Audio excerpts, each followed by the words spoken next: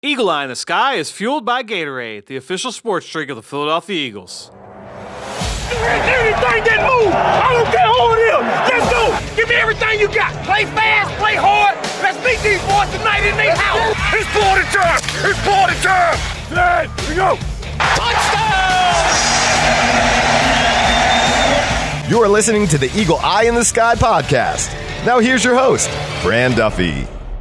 That's right, another week, and it's Super Bowl week in the NFL as the Eagle Eye in the Sky podcast, fueled by Gatorade, continues. I'm Fran Duffy, and I think we've got a great show for you here on episode number 227. At the top of this week's show, we've got Chalk Talk, where I sat down with the Eagles High School Coach of the Year, Dwayne Savage from Camden High School, right across the bridge in Camden, New Jersey. We talk about the development of young linebackers. Obviously, the linebacker position central to a defense, to often the quarterback of the defense. I catch up with Coach Savage about how to develop those young guys, obviously at the high school level, but a lot of what we discuss pertains to both college and the NFL as well. So we'll talk about that at the top of the show. After that, we'll get into a little bit what's going on over the next few weeks with the scouting calendar. Obviously, a lot happening in terms of football operations. You've got free agency, the draft is getting closer, the combine's right around the corner, a lot going on with all the All-Star games now in the rearview mirror. So we'll talk about all of that after my chat with Coach Savage. But before we get into the rest of the show, real quick, couple things.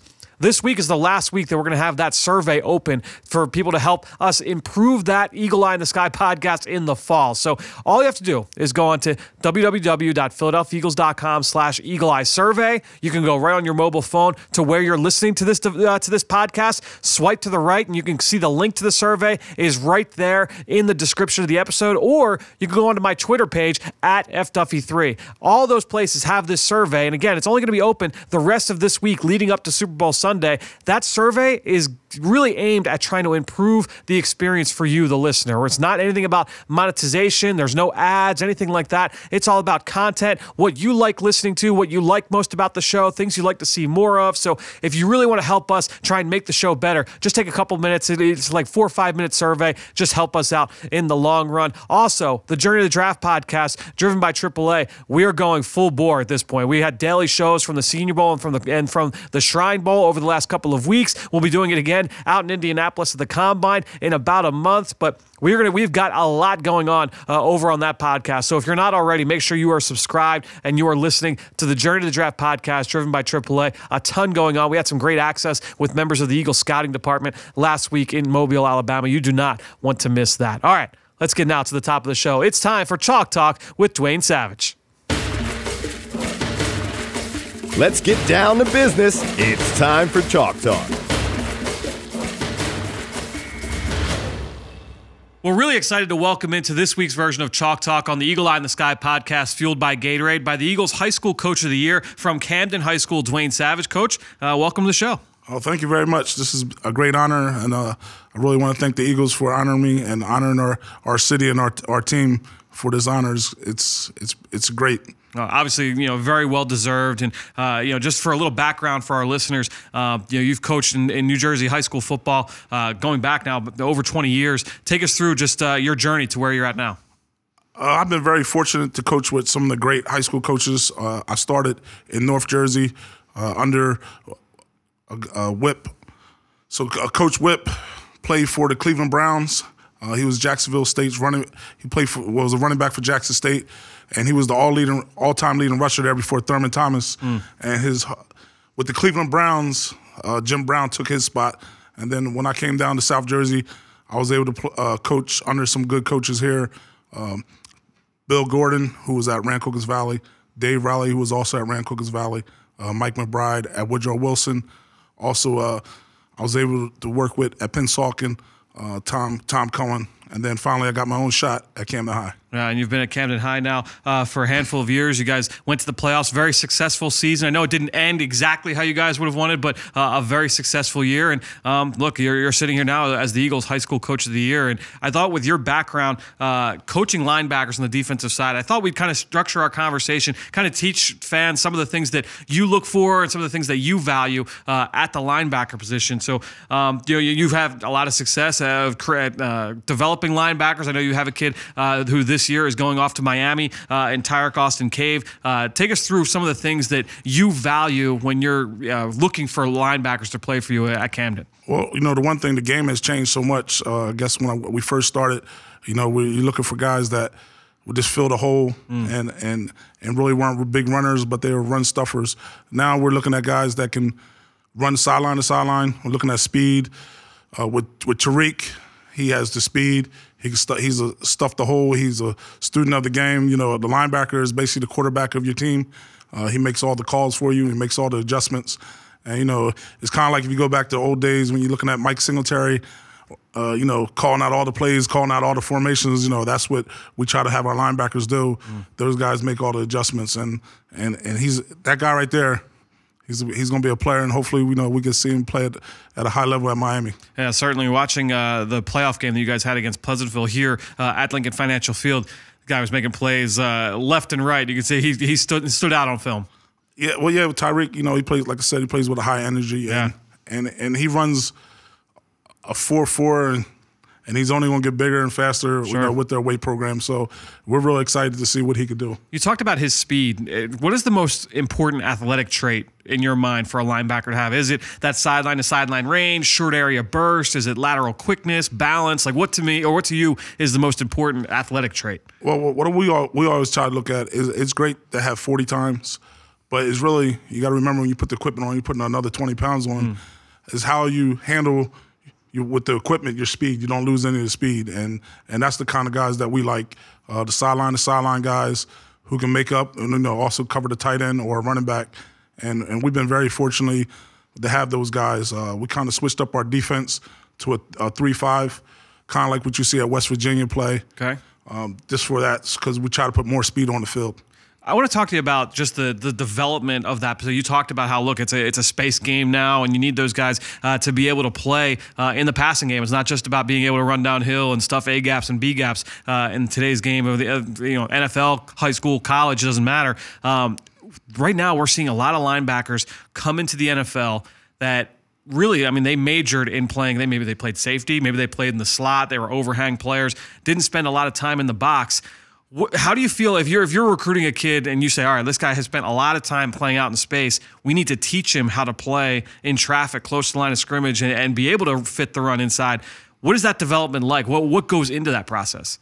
Well, from the high school standpoint, we kind of look at from guard to near back. Okay. So we kind of concentrated on the guard play, what the guard does. If the guard pulls, you're supposed to kind of follow and be the cutback guy, or the new style of offense is where everything's spread. You kind of read the one back and kind of follow him.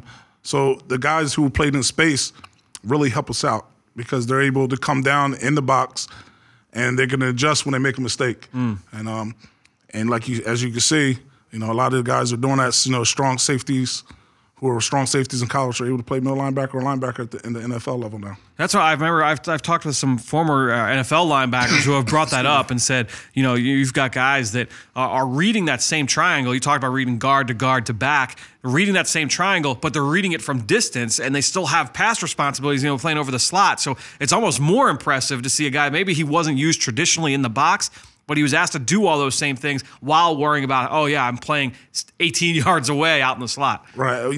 Well, that's the whole thing. Even if you're a corner, we always try to tell everybody it's a triangle. So if you're a strong safety, your triangle is your tight end or your number 2 receiver or your slot receiver.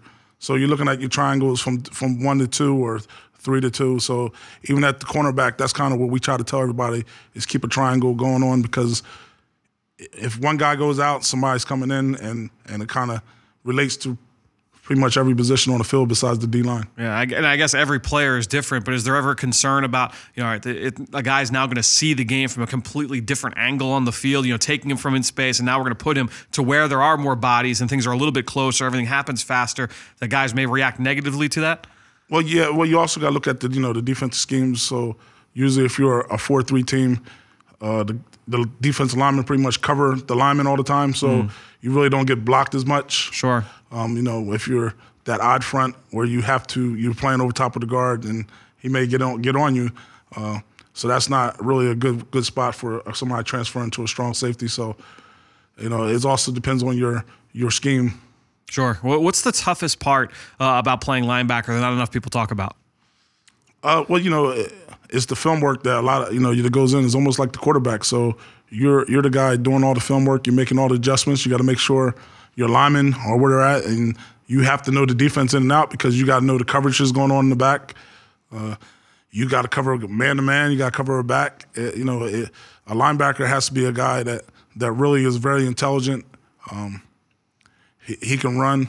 And also he's got like contact. Sure, no question. We talked, I think it was last year, might have been even the year before, with a guy who certainly liked contact. Eagles fans know him well, Seth Joyner. A guy who was outstanding, playing obviously under Buddy Ryan. In the early '90s, or in the early '90s for this team. I think when you look at how he played the game, I remember having him on the podcast and we talked about. What's going through your mind pre-snap? What are the things that you've got to worry about as a linebacker? Take us through like that mental Rolodex of all the things. Okay, I'm a linebacker. It's 1st and 10. What's going through your mind now before the ball's even snapped? So now you're 1st and 10. It depends on the team. You're also looking at the tendencies of a team. You want to think about it's going to be pass or run, and a lot of teams 1st and 10 at the high school level are going to run the ball. Where at the next level is going to be some type of pass. And you got to worry about the play action at the pro level. So it's a lot different. So the whole point is you're just looking at your tendencies, what you went through the week, and hopefully you guess right on the first play. And you're looking at the formations, what they have, and a lot of times formations tell you what's going on. Is linebacker a position you think where guys can get away with being just better athletes and win with their tools, or do you have to have that mental processing, those instincts to be able to play the position? I believe you got to have the mental part to play the position. I know you can be real physical, but you have to be mentally prepared to be able to be in that box. You got to kind of fight your way out. Whatever how they say you're fighting your way out of a paper bag, and that's kind of like in that box. Because when you're stuck in that box, you got to make plays. Would you rather have a guy that is a supreme athlete, or let's assume instincts are even across the board, supreme athlete or extremely physical and tough? Where do you trend right now if you got to pick between the two? Well, at the high school level, I want that physically tough guy. Okay, especially for the 3-3-5, right? Yeah. So you want the guy that wants to be in there and is making snot bubbles, which you can't do anymore. but that's what you like to say. The game has changed a lot as far as the hitting aspect, but. You would like to see that guy who can control from B gap to B gap, and if you control the middle, then everything else is good. What's the process like for teaching guys how to defeat blocks inside? Are you someone who teaches using your hands? Do you want guy to win with their feet and be able to just try and win with quickness? How do you want those guys to be able to defeat? Each individual player is going to be different. Some guys are great with their hands, so you teach them that, and then some guys are better with their feet, and you teach them how to get off a block. So, you really have to. Each player has to be different. You have to coach them by what's their best technique. Interesting. For guys that want to be able to use their hands, how do you kind of coach that up? What are some of the coaching points? Well, it's kind of like with a lineman. So the lineman's hands are high. You want to try to hit his hands away. If they're low, you kind of want to contact his shoulder. So you're looking at their hand placement on you. If they stay low, then you're going up top. If they're high hands, then you're going to smack their hands so they can't get on you. Talk about teaching tackling. I got to think that, I know in the NFL with the CBA, things have changed. College with the rules, things have changed. Has things changed in terms of teaching tackling at the high school level? It's greatly changed. We kind of, I guess it's been about 4 or 5 years which is kind of funny, when Coach Rue, when he was at Temple, and then also when Coach Ash was at Rutgers, we kind of got with them and, Coach Brown, Fran Brown, and looked at their tackling circuits, and we took a little bit of each. Where Rutgers is real big on the rugby tackling, so we took that, and then where we also took what Temple does when they come down is all about footwork, and we kind of combined both of them. So now when we practice during the week, everything is stud. We never go to the ground. Okay. We also teach a lot of the rugby tackling. Take us through what is a rugby tackle for the fans? So basically, a rugby tackle is you're not. So growing up, everybody was taught put your head across the ball, try to bite the football. Always teach them, see what you hit. So now rugby tackling is kind of where you come behind them, and you wrap them, and you twist and turn and bring them down. And so you're putting your head in harm's way, trying to limit the all the concussions and things like that. So it's just a different style. They get it from the rugby players, how they tackle. They all play without a helmet, and it's kind of transforming to the football field where like the Seattle Seahawks were big on it. And so we kind of changed our tackling to that. And then if you see us in practice, we use we call them donuts. We roll them, you tackle them, and things like that. And the whole point is this: no one goes to the ground now, and you're limiting. We don't go to full gear at all unless it's a scrimmage or a game. Really? So we're all in shorts and shoulder pads, the whole week, or we're just in helmets trying to get it right and trying to make everybody healthy from the 7 days that you get. Sure. Yeah, you talked about those donuts. The Eagles in the past have used those as well during the spring. Just basically for fans, kind of visualize it. Think of like a human-sized giant ring that the coach will just roll, and now the guy's got to go in and kind of wrap tackle, or as you said, rugby tackle that thing to the ground. Yeah, it's a beautiful thing because you can roll it sideways where you can stick your arm in and tackle it that way. You can roll it at a person where they're breaking down and scooping it up. So it's really helped football. And then I'm not sure that the new one they have with the machine, it's too expensive. Wild. It's too expensive for us at the high school level. Yeah. At the colleges and the pros they use it, but you're looking at $6,000-$7,000 machine where it runs and you're able to tackle it, and hopefully we'll be able to get one of them one day. Sure. Well, talk about quickly. We talked about the physical part of tackling. The approach and the angles that the guys take to the football is just as important. How do you kind of teach guys to be able to take the right angle to the ball carrier? Well, we try to look inside out. You're also looking at either using the numbers on the shoulder pads or in the numbers on their chest, or you're looking at the hips, or how you kind of teach them how to take it. Inside out, you want to stay on that inside number, or some people will teach that inside hip. Kind of stay on that and then work your way out. And then, also you can use the out of bounds as part of your system on the outside. So you're kind of using the numbers of the jerseys, how to get everything. We teach kind of like with basketball, when you want to close out on a jump shot that you're breaking down your feet, we kind of teach that same thing with football, that you want to break down your feet. So if a person's he's moving, that you be able to still be able to move when they make the tackle. Yeah, so if you're staying in that athletic position, you've got that ability to be able to react to whatever the opponent's able to do. Coach, you talked about the mental development. I want to ask you about the physical development. That's something that's always fascinated me from, even just going from, obviously we deal with college to the NFL. In a previous life, I would look at high school to college. How do you deal with that when you're talking about middle school kids going to high school, the physical development, trying to project what a guy's going to look like 3, 4, 5 years from now?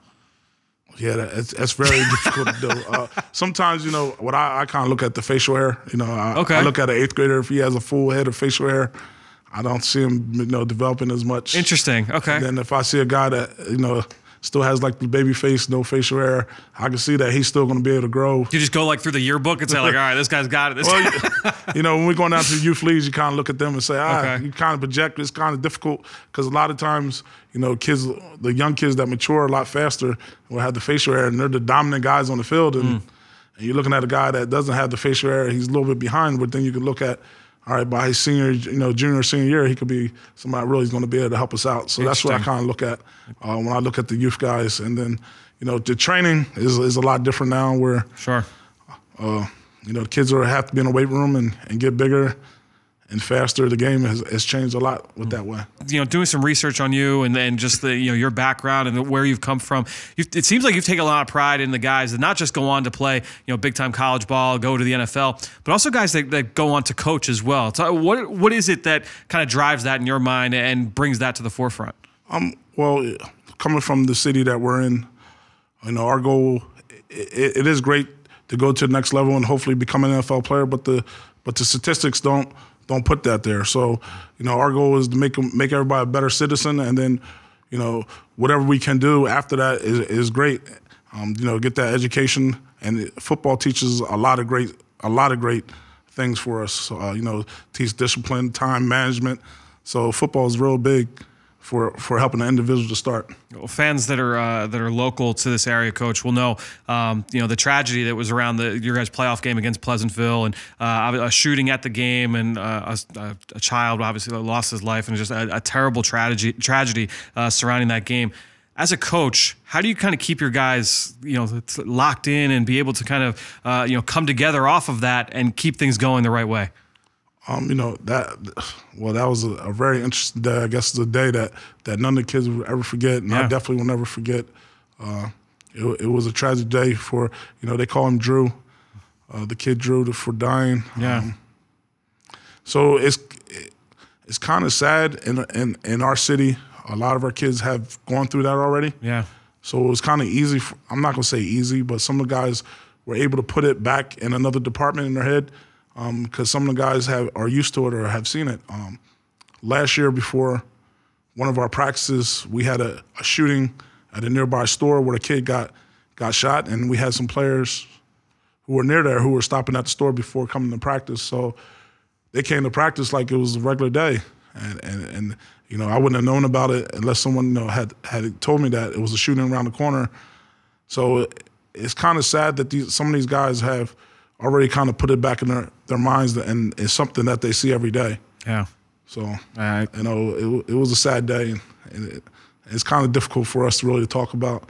We try to, when that situation, we try to have some counselors for them and able to talk, and we wanted to see that we still want to play the game was, because right now, the kids' mindset is more important than the game. No question. I guess when you're coaching football, and when like as I said, I've talked with lots of high school coaches over the years, and the impact they can have on kids' lives and as mentors, not just in football but also away from the game. As a football coach, you're trying to teach those guys to move on from adversity on the field. You deal with a bad play, you move on, But this is just something completely different. So trying to get that whole team together and keep them going and continue to move on through the playoffs. And again, it's small potatoes compared to real life, but I really felt the need to ask you that just from a coaching standpoint, what that was like just to get those guys to get through that adversity. Yeah, well, I guess our kids are very resilient. Yeah. Like I said, just going through a lot of things early in their life. Like we have our former kid, Sean Chandler, is well documented that he was homeless. Yep. But he was the hardest working player on the team. You really wouldn't have known it, but he was basically trying to make his way out by his work ethic, and wouldn't have never known it.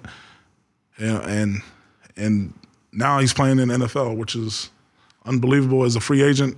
Every week he has to fight, but that's what Sean is. That's what it's all about for him. Four-year starter at Temple, goes to the Giants as undrafted free agent and sticks, and has now been playing for them the last couple of years. Well, Coach, congratulations again, Eagles High School Coach of the Year. Best of luck, much continued success for you guys and your program moving forward.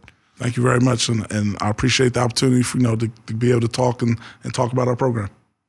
Great stuff from Coach Savage. Really fun catching up with him. He does an outstanding job, obviously, right across the river at Camden High School. A lot of fun catching up with him and learning more about developing linebackers, especially at the high school level, getting those guys ready for college and potentially the NFL. As he mentioned, he's coached a couple of guys that have gone on to the NFL to play in the pro ranks. But let's get into the next part of the show here. Again, appreciate everybody that promotes this podcast on all forms of social media. It might be on Twitter, might be on Facebook, might be on YouTube. I know we've got a lot of YouTube listeners as well. But the best way to give us some support on this show is to go into Apple Podcasts or Stitcher, give us a rating, leave us a comment. And there are a couple of people I wanted to give a quick shout out to. Sean Wolford left a 5-star review recently, longtime listener, so this podcast is awesome. More often than not, Fran and Greg are exactly correct. Sean, really appreciate the comment. And then Big Tawan left a 5-star review. Short and sweet. Said it was, hey, it's enjoyable and informative. Big Tawan, really appreciate you going and leaving that review. Again, that's the best way to help support this podcast, because each of those ratings, each of those reviews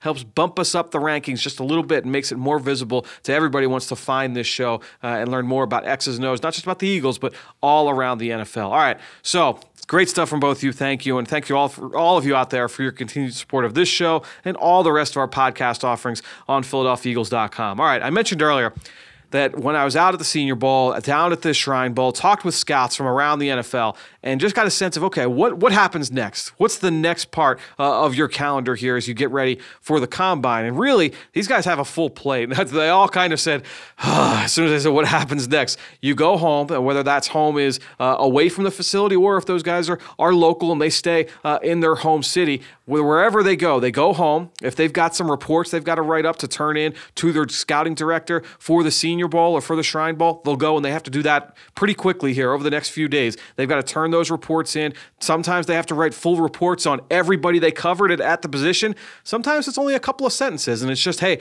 what's the general feel of who you saw? How do they fit our team that we've got in place here at whatever team that they work for? So they got to go turn those in. Sometimes they've got to go and start getting ready for these juniors, these underclassmen that have declared for the draft. 99 official underclassmen declared from the college ranks going to the NFL, and so they've got to do a lot of cross checks now. Obviously the area scouts, they're pretty much aware of those players, but you're going to have your cross-checkers. So let's say you're the West Coast scout. You're going to know all the players in your area, but you may be assigned to now scout the offensive line or wide receivers or corners. So you're going to go through and watch all those corners that declared for the draft, guys you haven't done yet, and you want to make sure that you are able to fill out your report before the Combine, before the team is able to meet with them out in Indianapolis. So you've got that side of it. There's also the self-scouting side. A lot of teams will have those guys start to watch your own team, make sure that you're up to speed on everything that team's got. There's free agent reports. Every team obviously getting ready for free agency that starts